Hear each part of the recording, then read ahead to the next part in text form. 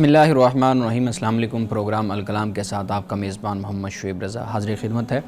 नाज़रीन किराम, इस प्रोग्राम के पहले हिस्सा में हम कुरान करीम की कुछ आयात को समझने की कोशिश करते हैं और दूसरे हिस्सा में अपने आहद के नुमाइंदा सियासी, समाजी, मजहबी मौज़ूआत पे पैदा होने वाले सवालात के जवाबात एक नए नुक्ता नज़र से जानने की कोशिश करते हैं।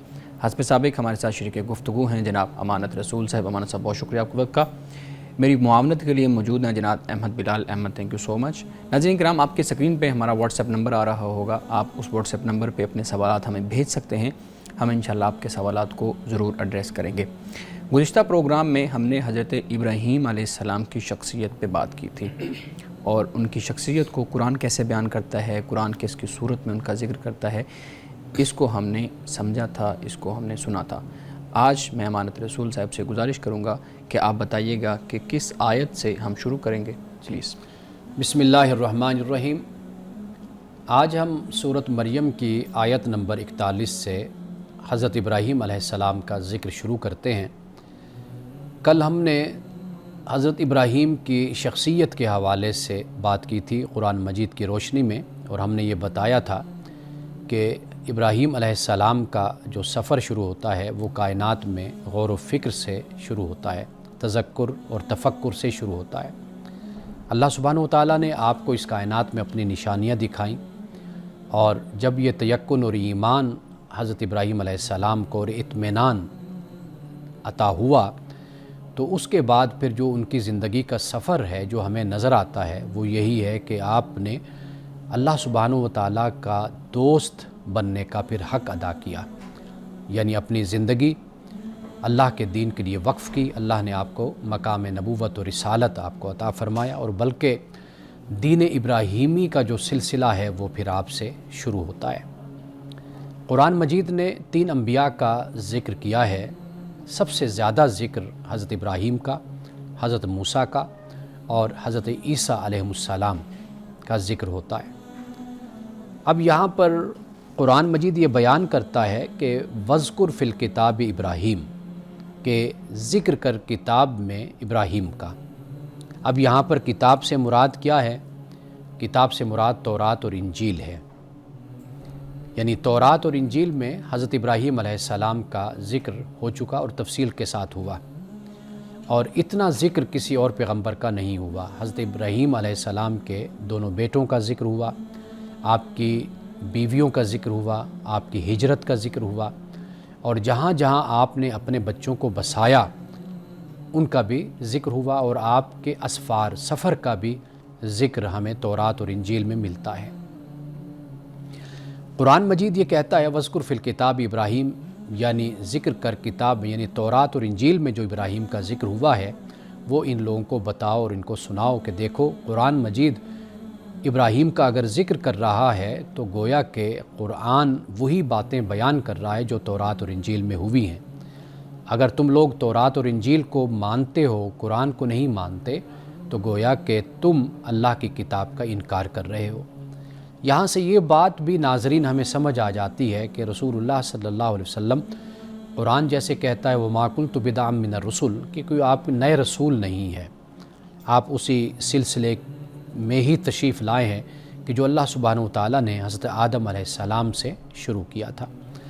अब यहाँ आगे ये फ़रमाया कि इन्नहु काना सिद्दीक़न नबिय्या, कि हज़रत इब्राहीम अलैहिस्सलाम सिद्दीक़ नबी थे। अब सिद्दीक़ से मुराद क्या? यानी आप सच्चे नबी थे। चूँकि अल्लाह सुब्हानहु व तआला ने आपको कलिमात के ज़रिए से आज़माया, आपका इम्तिहान लिया, तो आप उसमें पूरे उतरे। वइज़ इब्तला इब्राहीम रब्बुहु बिकलिमातिन फ़अतम्महुन्ना, कि आपने उसको पूरा किया। जिस इम्तिहान में अल्लाह ताला ने आपको उतारा उसमें आप कामयाब हुए। क़ाला इन्नी जाइलुका लिन्नासि इमामा, तो फिर अल्लाह ने यह कहा कि मैं आपको ए इब्राहीम लोगों का इमाम बनाने वाला हूँ। इब्राहीम अलैहिस्सलाम ने अल्लाह की बारगाह में ये गुजारिश की, व मिन ज़ुर्रियती, तो ए अल्लाह क्या मेरी औलाद से भी, मेरी ज़ुर्रियत से भी इमाम बनेंगे? तो रब ने फरमाया ला यनालु अहदिज़ ज़ालिमीन, कि मेरा वादा ज़ालिमों को नहीं पहुँचेगा। हज़रत इब्राहीम अलैहिस्सलाम ने अपनी ज़ुर्रियत के लिए दुआ की, तो गोया कि अपनी ज़ुर्रियत के लिए, अपनी औलाद के लिए दुआ करना ये अंबिया अलैहिमुस्सलाम की, ख़ास तौर पर हज़रत इब्राहीम अलैहिस्सलाम की सुन्नत है। اب جب قرآن مجید صدیق آپ سے کہتا ہے اور نبی ایسا نبی جو صدیق ہے، تو جو یہ سلسلہ ہے انبیاء علیہ السلام کا، یعنی دو سلسلے، ایک تورات اور ایک انجیل، یعنی ایک یہ سلسلہ بن جاتا ہے جسے ہم بنی اسرائیل اور یہود کا سلسلہ کہتے ہیں، جو حضرت اسحاق سے شروع ہوتا ہے۔ دوسرا سلسلہ یعنی آپ کے دوسرے صاحبزادے، جو پہلے صاحبزادے حضرت اسماعیل علیہ السلام، کہ جن کو اللہ تعالیٰ کے حکم سے آپ نے مکہ کی سرزمین پر آباد کیا ان کی والدہ کے ساتھ۔ حضرت اسماعیل علیہ السلام کا پھر وہیں نکاح ہوا اور وہیں پھر اولاد کا سلسلہ شروع ہوا، اور عرب ہی کی سرزمین پر بنو اسماعیل یہ خاندان، یہ قبائل ہمیں ملتے ہیں، تاریخ میں ہم ان کو پڑھتے ہیں۔ تو یہ حضرت ابراہیم علیہ السلام گویا کہ جب دین ابراہیمی ہم کہتے ہیں تو دین ابراہیمی، اسماعیل اور اسحاق، ان دونوں سے جو سلسلہ شروع ہوا تو یہ در حقیقت ابراہیم علیہ السلام ہی کی ذریت اور آپ کی اولاد کا سلسلہ ہے۔ اور حضرت اسحاق علیہ السلام سے کہ جن کا اشارہ ہمیں قرآن مجید میں بھی ملتا ہے، یہاں پر بھی ذکر ہے، اور پھر ہمیں تورات اور انجیل میں بھی ملتا ہے کہ وہاں پر پھر اللہ سبحانہ و تعالیٰ نے حضرت اسحاق کو یعقوب عطا کیا، جو یعقوب بھی پیغمبر ہیں، پھر یعقوب سے آگے جو بیٹے پیدا ہوئے حضرت یوسف علیہ السلام خاص طور پر، پھر وہ بھی پیغمبر ہیں۔ اب اس کے بعد اللہ پاک یہ فرماتا ہے کہ اذ قال لأبیہ، کہ جب حضرت ابراہیم علیہ السلام نے اپنے باپ سے یہ فرمایا، باپ سے کہا۔ اب باپ ہمارے ہاں اس پر بھی بحث کی جاتی ہے کہ آیا کہ یہ حضرت ابراہیم علیہ السلام کے سگے والد تھے یا سگے والد نہیں تھے، لیکن جب ہم اس کا جائزہ لیتے ہیں تو ہمیں معلوم ہوتا ہے کہ یہ جو آزر ہے یہ در حقیقت حضرت ابراہیم علیہ السلام کے جو والد طارق تھے اس کا یہ لقب ہے کہ جو استعمال ہمیں تاریخ میں نظر آتا ہے۔ تو اختلاف اگرچہ ہمارے ہاں موجود ہے کہ کہا جاتا ہے کہ آزر حضرت ابراہیم کا چچا تھا، ویسے بھی انسان کبھی اپنے چچا کے پاس بھی پرورش پاتا ہے، تربیت پاتا ہے، اور بچپن، لڑکپن چچا کے پاس بھی گزرتا ہے، لیکن یہ بات بہت ہی کمزور اور ضعیف ہے کہ حضرت ابراہیم علیہ السلام کے یہ چچا تھے۔ یہ آپ کے جو والد تھے یہ اس کا یہ لقب تھا، یعنی پوجنے والا، بتوں کی عبادت کرنے والا۔ اب یہاں پر قرآن یہ کہتا ہے کہ حضرت ابراہیم علیہ السلام نے اپنے والد سے یہ کہا، لِمَ تَعْبُدُ، کیوں تم عبادت کرتے ہو، مَا لَا يَسْمَعُ وَلَا يُبْصِرُ، اس کی جو نہ سنتا ہے نہ دیکھتا ہے، وَلَا يُغْنِي عَنْكَ شَيْئًا، اور تمہیں کوئی فائدہ بھی نہیں دے سکتا۔ تم ایسے بت کی، ایسے معبود کو تم نے اپنا معبود بنایا ہوا، ایسے بتوں کو، اور ان کی تم پوجا کرتے رہتے ہو۔ یا ابتی، اے میرے والد۔ قرآن مجید کو جب ہم پڑھتے ہیں تو یا قوم کے الفاظ آتے ہیں، اے میری قوم۔ یہ بالکل انسانی فطرت اور انسانی مزاج کے عین مطابق ہے کہ انسان اپنی قوم سے، اپنے گھر والوں سے محبت کرتا ہے، اور اسی محبت کے جذبے کی بنیاد پر ہی پیغمبروں نے اپنی قوم سے یا قوم کہا کہ اے میری قوم۔ اسی طرح حضرت ابراہیم علیہ السلام نے یا ابتی کہا کہ اے میرے ابا جان، انی قد جاءنی من العلم، کہ بے شک میرے پاس علم آیا ہے، ما لم یاتی کا، جو آپ کے پاس نہیں آیا، فاتبعنی، تو آپ میری پیروی کیجئے، اہدک صراطا سویا، تو میں آپ کو سیدھا راستہ دکھاؤں گا، یعنی مستقیم کہہ لیجئے یا سوی کہہ لیجئے، تو اس کا مطلب یہی ہے کہ سیدھا راستہ میں آپ کو دکھاؤں گا۔ یا ابت لا تعبد الشیطان، اے میرے ابا جان آپ شیطان کی پوجا کیوں کرتے ہیں، پوجا نہ کریں، ان الشیطان کان للرحمن عصیا، کہ بے شک شیطان رحمان کا نافرمان ہے۔ فرمایا یا ابتی، اے میرے ابا جان، انی اخاف، کہ مجھے ڈر ہے کہ یمسک عذاب من الرحمن، کہ آپ کو رحمان کا عذاب چھو لے گا، یعنی عذاب ہوگا آپ کو، فتکون للشیطان ولیا، اور آپ شیطان کے ساتھی بن کر رہ جاؤ گے۔ اب یہاں پہ اللہ سبحانہ و تعالیٰ نے جو کفار کا عقیدہ ہے، یعنی حضرت ابراہیم علیہ السلام کے والد یا آپ کے چچا، یا پھر یہ ہے کہ آپ کے جو قوم کے لوگ ہیں، ان کا جو عقیدہ تھا، قرآن مجید نے بہت ہی خوبصورت انداز میں اس کی تردید، اس کی مذمت بھی کر دی، اور اسلام کے جو عقل اور فطرت کی بات کرنے والا ہے اس کو بھی ساتھ ہی بیان کر دیا۔ یعنی مثال کے طور پر آپ دیکھیے کہ جو پہلی بات ہمیں سمجھ آتی ہے وہ یہ ہے کہ ہاتھ سے بنائے ہوئے بت ہیں، خود تراشتے ہیں، خود بناتے ہیں، کہ جیسے عرب میں تھا، مکہ کے لوگ وہ سفر پہ جاتے تھے تو اپنے آٹے سے، اپنے اناج سے وہ بت بنا لیا کرتے تھے، اور راستے میں اپنے اس بت کی پوجا کرتے جاتے تھے، اور جہاں بھوک لگتی تھی تو اپنے خدا کو کھا بھی لیتے تھے۔ یعنی اتنا عاجز اور اتنا مجبور، اتنا بے بس ان کا خدا ہوتا تھا۔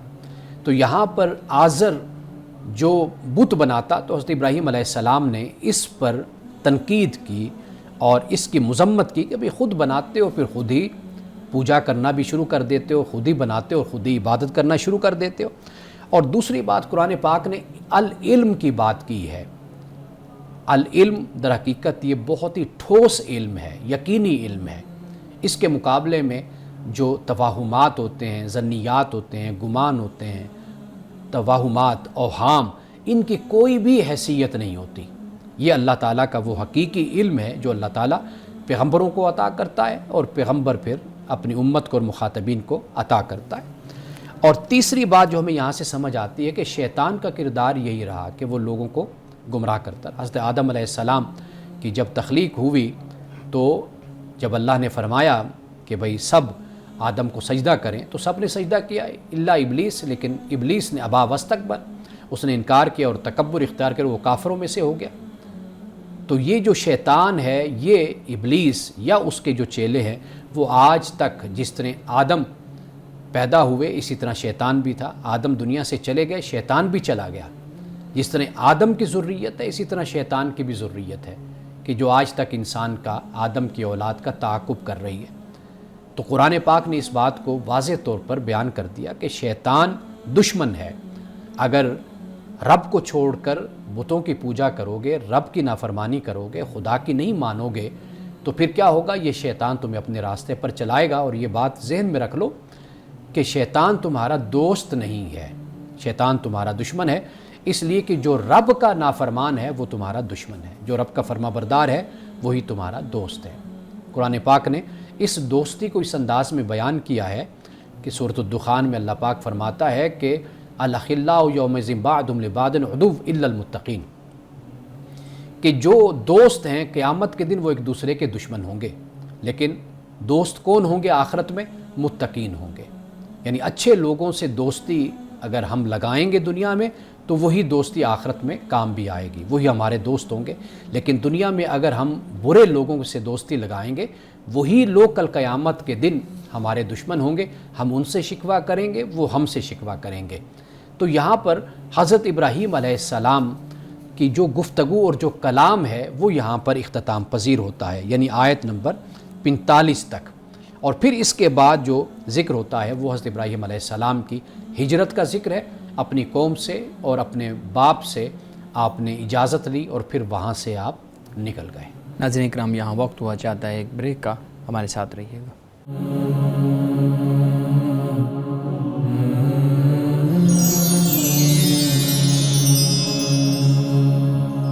ویلکم بیک ناظرین۔ امان صاحب، حضرت ابراہیم علیہ السلام کا جو واقعہ سورہ مریم میں بیان ہوا ہے اس پہ آپ نے توجہ دلائی۔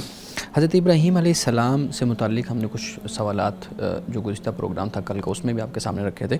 ایک سوال بہت اہم ہے اور ذہن میں بھی آتا ہے کہ حضرت ابراہیم علیہ السلام، اسلامی تعلیمات میں ملت ابراہیم کا ایک لفظ استعمال ہوا ہے اور اس میں حضرت ابراہیم علیہ السلام کو امام بڑا قرار دیا گیا ہے۔ آپ بتائیے گا اس کا سیاق و سباق کیا ہے؟ دوسرا جو ایک پہلو ہے وہ یہ بھی ہے کہ حضرت آدم علیہ السلام سب کے والد ہیں یا جد ہیں، وہ باقی سب ان کی اولاد ہیں، تو یہاں پہ امام حضرت ابراہیم علیہ السلام کو قرار دیا گیا، حالانکہ حضرت آدم علیہ السلام کو قرار دینا چاہیے تھا۔ دیکھیے، امام کا جو لفظ ہے وہ ایک راہبر، ایک رہنما کے حوالے سے ہم استعمال کرتے ہیں۔ حضرت آدم علیہ السلام کو جو قرآن مجید نے کہا وَإِذْ قَالَ رَبُّكَ لِلْمَلَائِكَةِ إِنِّي جَاعِلٌ فِي الْأَرْضِ خلیفہ کا لفظ استعمال ہوا ان کے لیے، اور وہ خیر آدمیت کے لیے، آدم کے لیے ایک عزت اور شرف کی بات ہے کہ خلیفہ اللہ پاک نے زمین پر اس کو اختیار دیا، علم اور قدرت سے نوازا انسان کو۔ تو آدم کے بعد پھر انبیاء علیہ السلام آتے رہے، لیکن حضرت ابراہیم علیہ السلام کا جو امام ہونا ہے وہ یہ ہے کہ آگے جو سلسلہ ایک جماعت کا، ایک گروہ کا، ایک مذہب کا جو شروع ہوا، اس میں ہم یہ دیکھتے ہیں کہ اس میں آپ کو امام بنایا گیا۔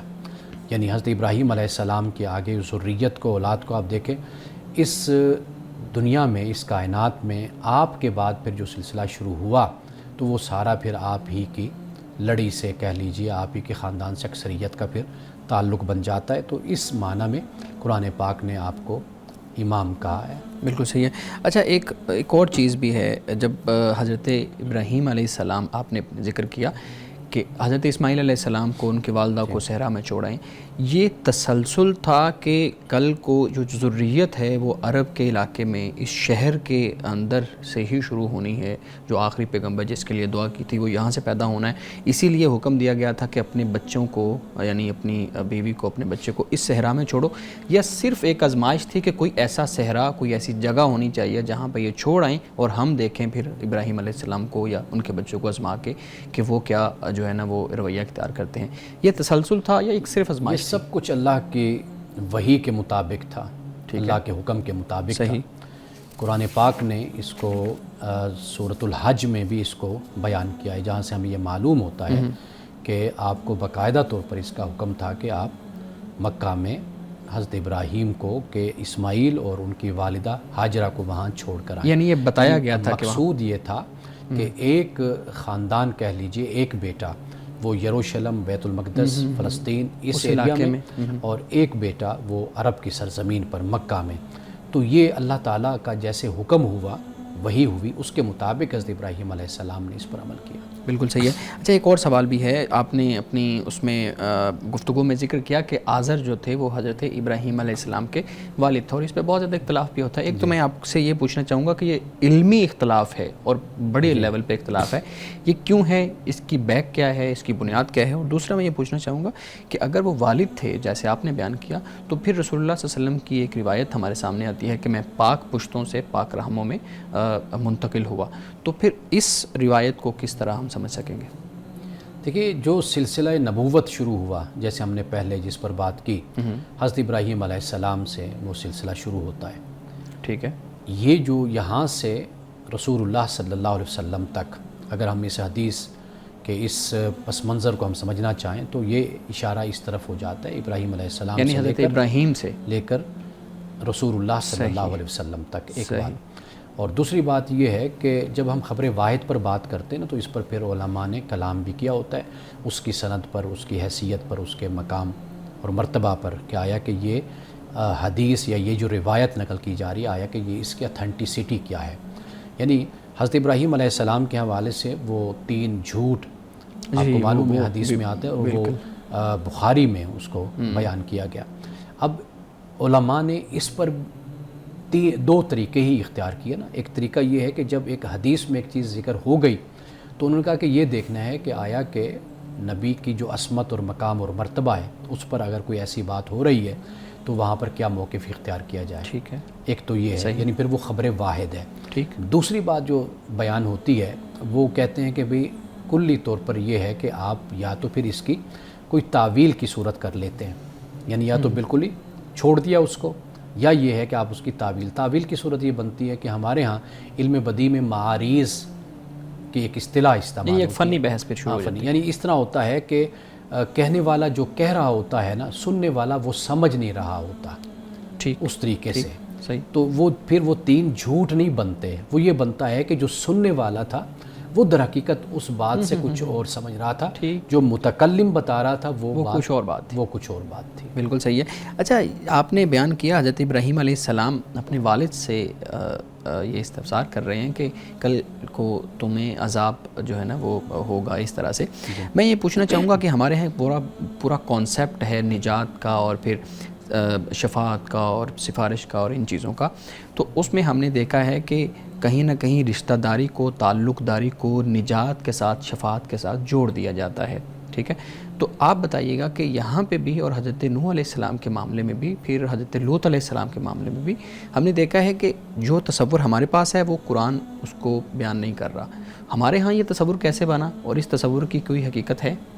دیکھیے، پہلی بات جو آپ نے کہی نا کہ رشتہ داری کا جو معاملہ ہوتا ہے، قرآن مجید نے تو ٹوٹلی اس کو نگیٹ کیا، اس کو رد کیا ہے قرآن پاک نے.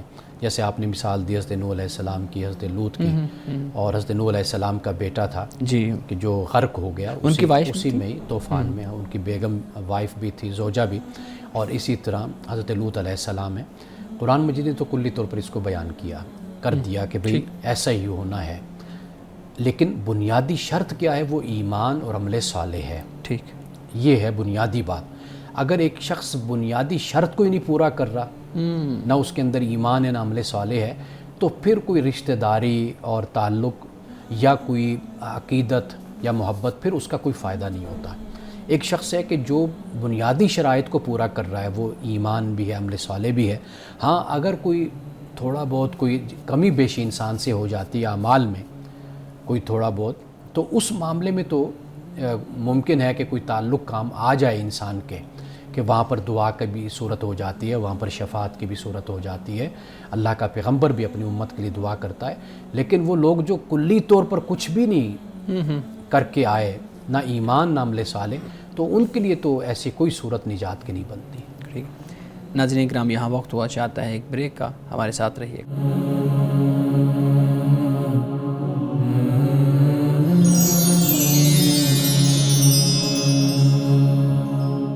ویلکم بیک ناظرین. امان صاحب، ہمارے ناظرین کے بھی کچھ سوالات ہیں، ہم کوشش کرتے ہیں ہر پروگرام میں آپ کے سامنے رکھیں. سوال پہلا یہ ہے، علم لدنی سے کیا مراد ہے اور یہ کیسے حاصل ہوتا ہے؟ دیکھیے، علم لدنی سورۃ الکہف میں حضرت خضر علیہ السلام کی طرف یہ منسوب کیا گیا، جو اللہ تعالیٰ نے کہا کہ ہمارا بندہ حضرت موسیٰ علیہ السلام سے کبھی ملاقات آپ سے کرے گا، آپ ملے گا، فلاں جگہ پر آپ جائیے گا تو وہاں پر ملاقات ہوگی، تو اس کو ہم نے اپنی طرف سے علم عطا کیا ہے. تو یہ علم ہے کہ جو قرآن مجید نے بیان کیا کہ جو نبوت کے علاوہ، یعنی حضرت موسیٰ علیہ السلام کو بھی اللہ تعالیٰ نے علم عطا فرمایا، لیکن حضرت خضر کو جو علم عطا کیا وہ تکوینی امور کا علم جسے کہا جاتا ہے، اور جس پر وہ 3 مثالیں بھی پھر ہمارے سامنے آتی ہیں کہ جہاں پہ ایک کشتی میں آپ نے سوراخ کر دیا، ایک بچے کو قتل کر دیا اور ایک دیوار سیدھی کر دی. تو یہ جو علم ہے، یہ ایک علیحدہ کائنات کا علم، جو کائنات میں اللہ کا ایک نظام گردش کر رہا ہے، چل رہا ہے، تو وہ اس کا علم یہاں پر بیان کیا گیا. باقی اس کے علاوہ انسان بہت سے علوم حاصل کرتا ہے، علم حاصل کرتا رہتا ہے. اللہ تعالیٰ نے بہت سے لوگوں کو بہت اچھی حس عطا کی ہوتی ہے، حواس خمسہ، حواس باطنہ ان کو عطا کی ہوتی ہے. ان کو عقل اللہ نے بہت تیز عطا ان کو کی ہوتی ہے، ذہانت سے وہ لوگ بڑے بہریاب ہوتے ہیں. تو یہ ساری اللہ تعالیٰ ہی کی دولت ہے، اللہ ہی کا علم ہے جو اللہ تعالیٰ اپنے بندوں میں بانٹتا ہے، عطا کرتا ہے. بالکل صحیح ہے. اور صاحب دوسرا سوال یہ ہے، کہا جاتا ہے کہ مرنے سے پہلے مر جانا، اس سے کیا مراد ہے؟ اس لیے موتو قبل ان تموتو، یہ حضرت علی رضی اللہ تعالیٰ عنہ سے منسوب یہ قول کیا جاتا ہے. ٹھیک. تو اس کا جو مقصود ہے، جو اس کا معنی لیا جاتا ہے، وہ اتنا لیا جاتا ہے کہ انسان اپنے خدا کے سامنے تکبر کا مظاہرہ نہ کرے، اکڑے نہیں. اچھا. یعنی جب انسان مر جائے گا تو پھر تو مٹی میں مل ہی جائے گا، ختم ہو جائے گا. لیکن زندگی میں بھی انسان اپنے آپ کو مار لے. تو مارنے سے مراد یہی ہے کہ خدا کا عاجز بندہ بن کر وہ زندگی گزارے. بالکل ٹھیک ہے، بہت شکریہ. بلال صاحب، آپ کے پاس کچھ سوالات ہیں، مانی صاحب کے سامنے رکھیے گا. جی بہت شکریہ سر. میں آج قسم کے حوالے سے کچھ بات کرنا چاہوں گا. آپ پہلے تو یہ بتائیے گا کہ عام طور پہ یہ جو قسم کا تصور ہے، کانسیپٹ ہے، یہ کیا ہے اور اوریجن اس کا کیا ہے؟ دیکھیے، پہلی بات تو یہ ہے کہ قسم جب ہم اٹھاتے ہیں تو اس سے ہوتا ہے کہ کسی معاملے میں ہم وعدہ کر رہے ہوتے ہیں. جی. وہ وعدہ انسان کے ساتھ، مخلوق کے ساتھ بھی ہوتا ہے، وہ خالق کے ساتھ بھی ہوتا ہے. تو قسم اٹھانا یہ در حقیقت ہم اپنی بات کو پختہ کر رہے ہوتے ہیں کہ ہم ایسا کریں گے. تو چونکہ اسلام میں جو وعدہ ہے، عہد ہے، اس کی بڑی اہمیت ہے. لا دین لمن لا عہد لہ، آپ علیہ السلام نے فرمایا کہ اس کا دین ہی نہیں جس کا وعدہ نہیں ہے. جی. تو یہ جب وعدہ ہم کرتے ہیں نا، تو اس وعدے کو پورا کرنا یہ پھر لازم اور ضروری ہو جاتا ہے. اور اس کی اہمیت واضح کرنے کے لیے پھر اس پر ایک لحاظ سے جرمانہ عائد کر دیا گیا، کفارہ جس کو ہم کہتے ہیں، کہ اگر آپ کوئی وعدہ پورا نہیں کریں گے، قسم جو اٹھائی آپ نے وہ پوری نہیں کریں گے، تو پھر آپ اس کا کفارہ ادا کریں گے، اس کا جرمانہ دیں گے. وہ اسی وجہ سے ہے تاکہ وعدے کی، قسم کی جو اہمیت ہے وہ ہم پر ظاہر ہو اور ہم اس پر عمل کریں. ہم وعدے کو، قسم کو معمولی چیز نہ سمجھیں. یہ انسانی کریکٹر کا، انسانی کردار اور اخلاق کا یہ بہت اہم جز ہے انسان کی شخصیت کا، علم ہی یہیں سے ہی ہوتا ہے کہ یہ شخص اپنے وعدے کو، اپنی قسم کو کتنا پورا کرنے والا ہے۔ عثمان صاحب یہاں پہ پلیز ایک وعدہ آپ نے لفظ استعمال کیا، ایک ہے جیسے ہم وعدہ کر لیتے ہیں کہ میں پہنچ جاؤں گا یا یہ میں وعدہ کرتا ہوں، دوسرا ہے کہ قسم جس کو آپ نے، کیا سمپل جو وعدے کا لفظ ہے اس پہ بھی قسم کا جو لفظ ہے وہ اپلائی ہوتا ہے، یا اس کے لیے کوئی خاص لفظ آپ بولیں گے تو پھر ہی قسم والے اس کانسیپٹ میں آئیں گے؟ دیکھیے قسم کے بارے میں ایک تو لغو قسم ہوتی ہے، یعنی آپ اس سے مراد یہ لے لیں کہ جیسے ہم چلتے پھرتے واللہ باللہ روزمرہ کی روٹین میں بولتے جو کہتے رہتے ہیں، تو وہ تو ایک معمول کا حصہ ہوتے ہیں، اس پر تو اللہ پاک فرماتا ہے کہ کوئی گرفت نہیں ہے۔ صحیح۔ قرآن پاک نے جس کو بیان کیا عقدتم الایمان کے الفاظ آتے ہیں، وہ اس کا مطلب یہ ہے کہ جب تم قسم صحیح طرح اٹھاتے ہو، ارادہ کرتے ہو، پختہ بات کرتے ہو، تو پھر تم پر یہ لازم ہوتا ہے، تو وہ قسم ہے۔ چونکہ اس میں خدا بیچ میں آ جاتا ہے نا، جہاں پر خدا بیچ میں آ جائے تو وہاں پر پھر اپنی بات کو پورا کرنا لازم اور ضروری ہوتا ہے، خدا کو بیچ میں تو لانا نہیں چاہیے۔ جی اگر پھر انسان سے کوئی کوتاہی غلطی ہوتی ہے، وہ انسان توبہ کر لیتا ہے، معافی مانگ لیتا ہے، تو اس پر کوئی کفارہ دینے کی، کوئی جرمانہ دینے کی ضرورت نہیں ہوتی۔ لیکن یہ جو ہمارے ہاں ایک رویہ عمومی طور پر لوگ استعمال کرتے ہیں، عادی ہوتے ہیں کہ وعدے کر کے نہ پہنچنا، اور بلکہ میں آپ کو ایک دلچسپ بات سناؤں کہ ایک صاحب کو میں نے دعوت دی آنے کے لیے، تو انہوں نے 5 دفعہ انشاءاللہ کہا اپنے میسیج میں۔ جو دوست تھے تو میں نے کہا کہ انہوں نے نہیں آنا، کیونکہ انہوں نے 5 دفعہ انشاءاللہ بول دیا، اگر ایک آدھی دفعہ بولتے تو ان کا ارادہ آ جاتے۔ بدقسمتی کہیے، بدنصیبی، یعنی جب آپ 5 دفعہ انشاءاللہ کہہ رہے ہیں، آپ 10 دفعہ کہہ رہے ہیں، 2 دفعہ نہ بھی کہیں، تو آپ نے جب وعدہ کر لیا تو آپ اپنے وعدے کو پورا کریں۔ تو جب یہ کریکٹر اجتماعی طور پر قوم کا بنتا ہے نا، تو وہاں پر پھر ان چیزوں کی جو سینکٹیٹی ہوتی ہے، ان کی جو ویلیو ہوتی ہے، اور ان کی جو ایک جسے کہتے ہیں کہ ایک اہمیت ہوتی ہے، وہ پھر ختم ہو جاتی ہے، لوگ اس کی پرواہ بھی نہیں کرتے۔ بالکل صحیح۔ سر آپ نے ابھی یہی بات کی کہ وہ اس شخص نے 5 دفعہ انشاءاللہ کہا اور آپ کو لگا کہ اب تو وہ نہیں آئے گا، اور پھر قسم میں بھی ہم دیکھتے ہیں کہ وہ جو لغو قسم آپ نے بولا کہ وہ قسم ہے جو ہم روزمرہ کے معاملات میں اٹھا دیتے ہیں، اور اس قسم کو، یعنی اس قسم پہ کوئی کفارہ نہیں ہے، کوئی گناہ نہیں ہے۔ سوال یہ پیدا ہوتا ہے کہ جس چیز کی اہمیت ہم نے خود ہی کم کر دی یا ختم کر دی، تو بجائے یہ کہ ہم اس چیز کو ختم کریں، یعنی یہ کہیں کہ ایسی قسم تو اٹھانی نہیں چاہیے جو ہم روزمرہ کے معاملات میں کہتے ہیں یار اللہ کی قسم میں آ جاؤں گا تمہارے پاس، تو ایسی قسم پہ تو پابندی ہونی چاہیے۔ ہم الٹا یہ کہہ رہے ہیں کہ یہ قسم اٹھا لیں، کوئی مسئلہ نہیں ہے، اس پہ کوئی کفارہ نہیں ہے، کوئی گناہ نہیں، نہیں ہم ہے۔ نے یہ نہیں کہا کہ اٹھا لیں، ہم یہ کہہ رہے ہیں کہ بعض لوگوں کا تکیہ کلام ہوتا ہے، وہ محاورتاً، یعنی ان کی ایک عادت ہوتی ہے کہ وہ بولتے رہتے ہیں۔ آپ دیکھیں گے میں گفتگو کرتا ہوں نا، تو آپ کو میری گفتگو میں ایک تکیہ کلام مل جائے گا۔ جی تکیہ کلام سے مراد ہے کہ میں اپنی گفتگو میں اس کو بار بار بولتا رہتا ہوں۔ کچھ لوگوں کی یہ عادت ہوتی ہے، عرب کے معاشرے میں اس طرح لوگوں کی ایک عادت تھی، اب بھی ہے، کہ واللہ باللہ سمت اللہ، یہ الفاظ وہ بولتے ہیں۔ تو مخاطب کو بھی پتہ ہے کہ بھئی یہ ایک محاورتاً کہہ لیجیے یا بطور تکیہ کلام کے یہ اس کو استعمال کر رہا ہے، تو وہ جب دوسرے کو دھوکہ دینے کی بات آتی نا، تو وہاں پر پھر سوال اٹھتا ہے۔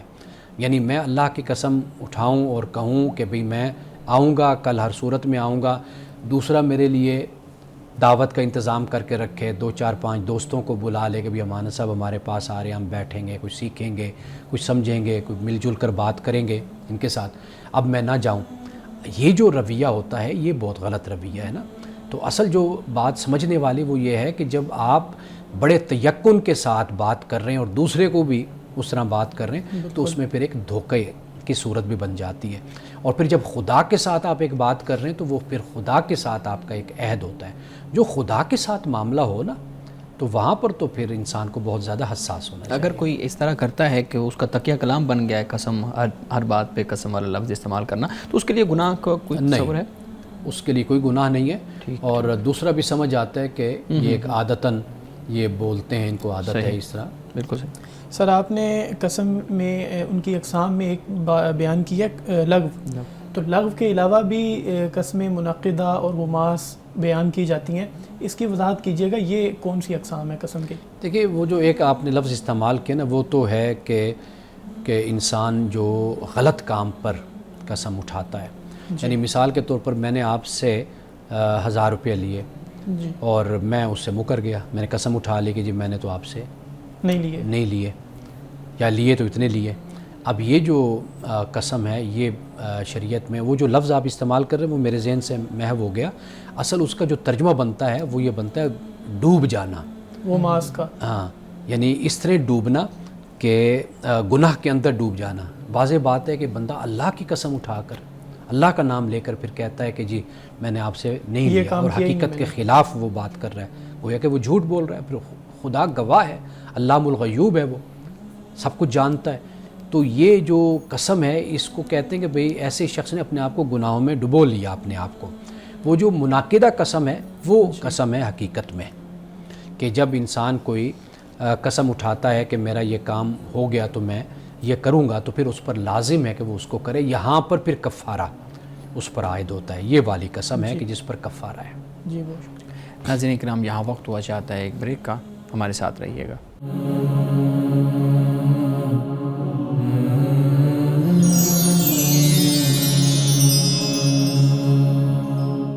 ویلکم بیک ناظرین۔ جی بلال صاحب، سر آپ بریک سے پہلے قسم کے کفارے کے بارے میں بتا رہے تھے کہ اگر قسم منعقدہ ہو اور وہ پوری نہ ہو تو پھر اس پر کفارہ ہوگا۔ کفارے کے بارے میں بتائیے گا کہ قسم کا کفارہ کیا ہوگا؟ قسم کا کفارہ قرآن مجید نے اس کو بیان کیا ہے، اور وہ کفارہ یہ ہے کہ 10 مسکینوں کو کھانا کھلانا۔ جی ہمارے علماء نے فقہاء نے کہا 2 وقت کا کھانا، بالکل، کیونکہ انہوں نے کہا کہ بھی ہم اپنے گھر والوں کو 2 وقت کا ہی کھانا کھلاتے ہیں، جی تو اس لیے انہوں نے کہا۔ لیکن قرآن پاک نے جو اطعام 10 مساکین کہا، 10 مسکینوں کو کھلانا، یہ قرآن پاک نے بیان کیا۔ دوسرا بیان کیا کہ یا پھر ان کو کپڑے 10 مسکینوں کو آپ لے کر دیتے ہیں، سلوا کر ان کا جو لباس ہے وہ۔ تیسرے نمبر پہ غلام کی آزادی۔ اب وہ غلام کی آزادی کا تصور نہیں ہے، تو لہٰذا اب یہ 2 ہی باتیں ہیں کہ اگر کوئی شخص قسم اس طرح اٹھاتا ہے تو پھر اس پر لازم ہے کہ وہ کفارہ ادا کرے۔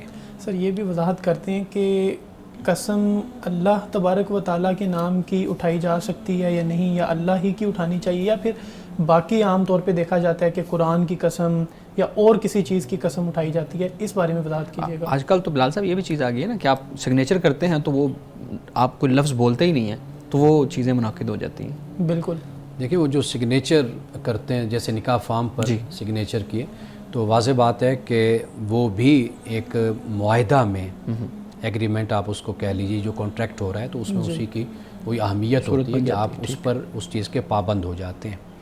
تو پہلے معاشروں میں یہ ہوتا تھا کہ بھئی بات ہی کو مانا جاتا تھا، ہمارے ہاں بھی بہت عرصے تک اس کو تسلیم کیا گیا کہ بھئی بات جو کی گئی، لیکن قرآن مجید نے اسی بات پر زور دیا، وَلْيَكْتُبْ بَيْنَكُمْ كَاتِبٌ بِالْعَدْلِ، کہ جب بھی کوئی ایسا معاملہ ہو تو پھر ایک کاتب جو ہے عدل کے ساتھ وہ اس کو لکھ لے، لکھنے والا۔ یہ قرآن مجید نے اس بات کی ہمیں تعلیم دی ہے۔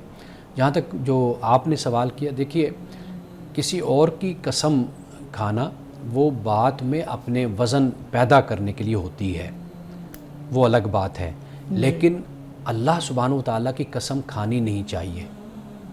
لیکن جب یہ قسم اٹھا لی، کھا لی، تو اس کے بعد پھر لازم ہے کہ اس کو اس طرح پورا کرنا ضروری ہو جاتا ہے۔ جی سر یہ بتائیے گا کہ ہمارے یہاں جو نظر کا کنسیپٹ ہے، منت مانگنے کا جو کنسیپٹ ہے، اس بارے میں وضاحت کیجیے گا کہ عام طور پہ دیکھا جاتا ہے درباروں پر جا کر منت مانی جاتی ہے، اور بعض اوقات اس طرح وہ منت مانتے ہیں کہ جس کا ان کو پتہ ہے کہ وہ پورا ہی نہیں کر سکتے، تو اس بارے میں وضاحت کیجیے گا، یہ منت کا کنسیپٹ کیا ہے؟ منت کا کنسیپٹ بھی یہی کنسیپٹ ہے کہ جب انسان اللہ تعالیٰ سے کوئی عہد کرتا ہے اور وہ کسی معاملے میں منت مانتا ہے، نظر مانتا ہے، وہ یہی ہوتی ہے کہ میں یہ کام جو کر رہا ہوں اگر یہ ایسا ہو گیا یا یہ میرا مسئلہ حل ہو گیا تو پھر میں اس کی خوشی میں آپ کہہ لیجیے نظر کے طور پر میں یہ کروں گا۔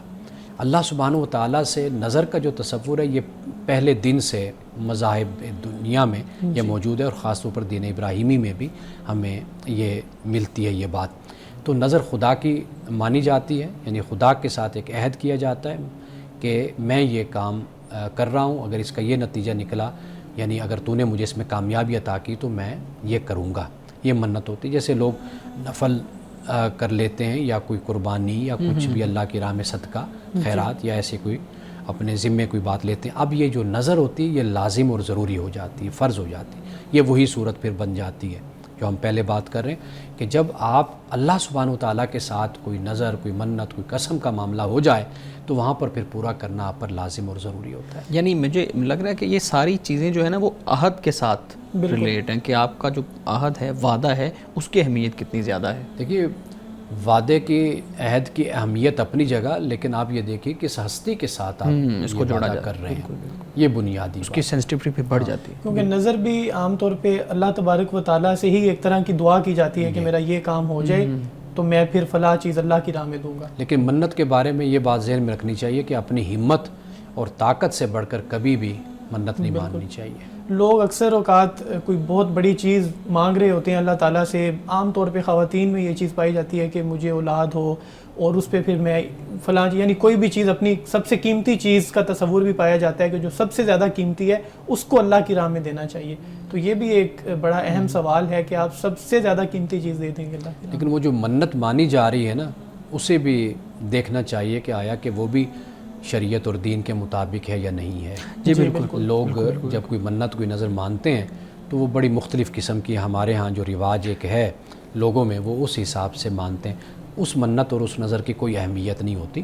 اصل چیز یہی ہے کہ جو جائز ہے اللہ کی طرف سے اور جو اللہ نے طریقے آپ کو بتائے ہیں، رسوم اور آداب، ان کو اس میں بجا لانا ضروری ہوتا ہے. یعنی اس میں یہ بھی ہے نا، وہ جیسے آپ نے بات کی، ہمارے ہاں وہ پیدل چلنے کا بھی وہ کر لیا جاتا ہے کہ اگر یہ میرا کام ہوگا تو میں اتنا لمبا پیدل چلوں گا یا چلوں گی، اور میں جو ہے نا وہ جوتی کے بغیر جو ہے نا یہ سفر کروں گی. اس طرح کی چیزیں یا جس طرح کوئی کڑے ہیں، کوئی انگوٹھیاں ہیں، یا کچھ اس طرح کی بھی منت مان لی جاتی ہے، تو ان کا کوئی تصور نہیں ہے. جی سر، میرا سوال اب خواتین کے متعلق ہے. خواتین پہ یہ جو طلاق کی صورت میں یا بیوہ ہو جانے کی صورت میں جو عدت لازم کی گئی ہے، اس عدت کا کیا تصور ہے اور عدت کو لازم کرنے کی کیا وجہ ہے؟ عدت کو لازم کرنے کی جو بنیادی وجہ ہمیں سمجھ آتی ہے نا، وہ یہ ہے کہ خاتون کا، جسے استبراء رحم کہتے ہیں، جی یعنی یہ معلوم ہو جائے اس مدت میں کہ آیا کہ یہ خاتون پریگننٹ تو نہیں ہے، خاوند فوت ہو گیا یا طلاق ہو گئی، ان دونوں صورتوں میں. تو یہ استبراء رحم، یہ لفظ فقہا نے بھی استعمال کیا، ہمارے ہاں قرآن کی تفاسیر میں مفسرین نے بھی استعمال کیا. تو اس کا مقصد یہی ہوتا ہے تاکہ جو نسب ہے وہ خلط ملط نہ ہو جائے پیدا ہونے والے بچے کا. تو لہٰذا یہ ایک مدت رکھ دی گئی وقفے کی کہ تاکہ بات کلیئر ہو جائے، تو اس کے بعد اگر عورت کہیں پر نکاح کرنا چاہے، شادی کرنا چاہے تو وہ کر سکے. سر اس کے ساتھ یہ بھی بتائیے گا کہ اگر عورت کو رخصتی سے قبل طلاق ہو جائے تو کیا پھر عدت لازم ہوگی یا نہیں ہوگی؟ دیکھیے اب اس کی دو صورتیں ہیں. ایک صورت تو یہ بنتی ہے کہ بھئی حق مہر مقرر کیا گیا یا نہیں کیا گیا. جی یہ ایک اس کے ساتھ ہی مسئلہ آپ شامل کر لیں. جی تو آپ کے سوال کا جو جواب ہے وہ سمپل، وہ یہ ہے کہ کوئی عدت اس پر نہیں ہے. ہاں حق مہر مقرر ہوا یا نہیں ہوا، اگر نہیں ہوا تو پھر اپنی ہمت اور استطاعت کے مطابق مرد اگر دینا چاہتا ہے تو وہ دے دے. ہاں اگر حق مہر مقرر ہوا تو پھر قرآن پاک نے بیان کیا کہ پھر نصف دے گا. یعنی اگر ₹1,00,000 ہے تو ₹50,000 اس طلاق کی صورت میں جو رخصتی سے پہلے ہوئی اس میں پھر آدھا رہے حق مہر وہ ادا کیا جائے گا. امن صاحب آج کی حدیث مبارکہ بیان کیجیے گا. آج کی حدیث حضرت انس رضی اللہ تعالی عنہ سے روایت ہے. آپ فرماتے ہیں کہ رسول اللہ صلی اللہ علیہ وسلم نے فرمایا کہ حسد نیکیوں کو کھا جاتا ہے جیسے آگ لکڑیوں کو کھا جاتی ہے. ایک بات بیان فرمائی.